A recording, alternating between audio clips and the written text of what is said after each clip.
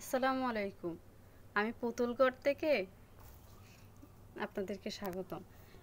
এটা একটা ছোট্ট সুখী পরিবার। এই পরিবারের সদস্য সংখ্যা হচ্ছে 4 জন। তার মধ্যে ওনার নাম হচ্ছে হ্যাপি।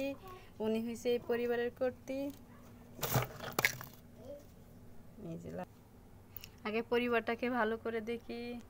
এই যে এখানে ফুলের টব দিয়ে সাজানো, তার মধ্যে হয়েছে একটা কিচেন রুম। উনি একটা লুকোচুরি গল্প করতেছে। এই একটা হাঁসের মা, তার সাথে আছে হাঁসের ছানা। এই একজন কিউটি গার্ল। এই হচ্ছে একটা গরু যার নাম হচ্ছে রঙ্গলীলা। উনি ঘাস খাচ্ছে।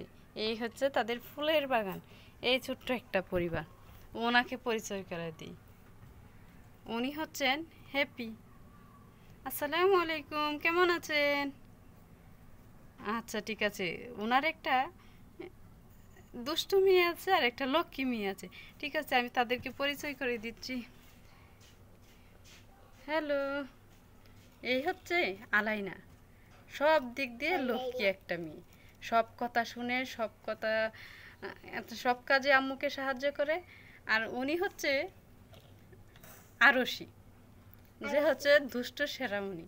আর হচ্ছে তারা হচ্ছে হাঁস।